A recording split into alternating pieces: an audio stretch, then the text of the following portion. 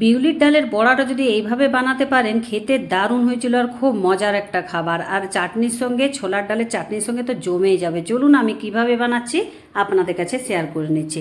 আর চাটনিটা আমি আর রেসিপিটা দেখালাম না, আমার আগের রেসিপি দেখানো আছে, যদি আপনাদের দরকার তবে আপনি কমেন্ট বক্সে জানাবেন, আমি দেখাবো।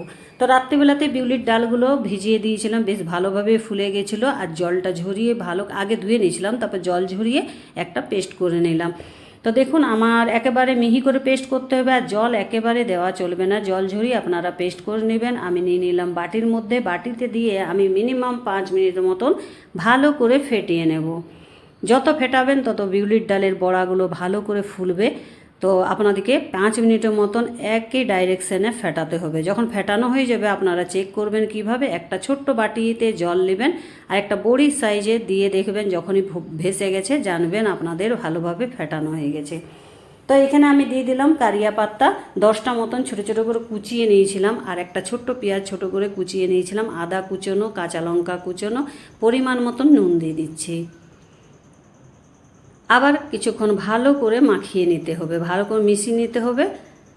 একইভাবে এমনি করে আমরা ঘুরিয়ে ভালো করে মিশালাম। এই দেখুন যখন জানবেন একেবারে ভালো করে মেশানো হয়ে গেছে, তখন দেখুন এইভাবে আমরা ডোটা করব।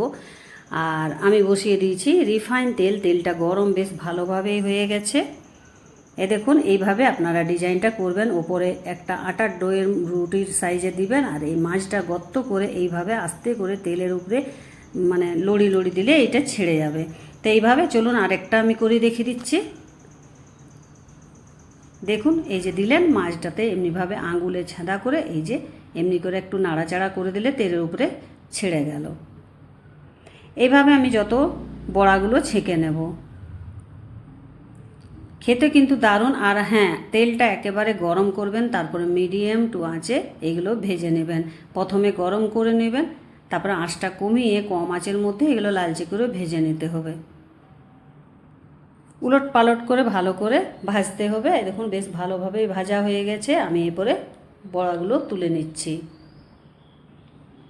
তো আমার হয়ে গেল। এই দেখুন বেশ ভালো করে আমি লালচে করে ভেজেছিলাম, আপনারা লাল লাল করে ভেজে নেবেন। আর দেখতেও দারুণ আর খেতেও দারুণ হয়েছিল। খুব সিম্পল রেসিপি। আর যদি আমার ভিডিওটি আপনাদের কাছে ভালো লেগে থাকে অবশ্যই করে লাইক, কমেন্ট, শেয়ার আর সাবস্ক্রাইব করতে ভুলবেন না। আমার ভিডিওটি দেখার জন্য অসংখ্য ধন্যবাদ।